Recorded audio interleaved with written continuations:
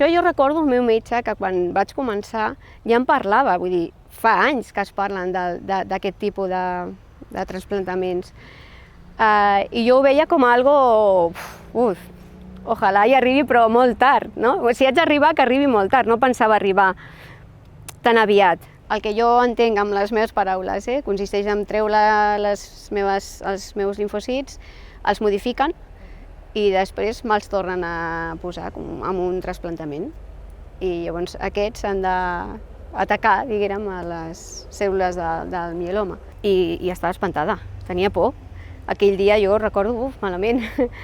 Però després quan venen i t'ho fan, és un trasplantament que vull dir, les cèl·lules venen amb una bosseta que és a més és com un líquid, el que hi ha dintre és totalment transparent, que penses aquí no hi ha res dintre, perquè quasi ni es veu, superpetit, i penses això ha de fer alguna cosa dins del meu cos, no? I com si fos un trasplantament, una transfusió, vull dir, et posen la via, passa i ja està. I a mi m'ha anat bé, de moment m'ha anat bé, sí. I a partir d'aquell dia fas vida normal, vull dir, vens a les teves visites cada mes i ja està, no has de prendre cap medicament més, no estàs amb cap quimio més.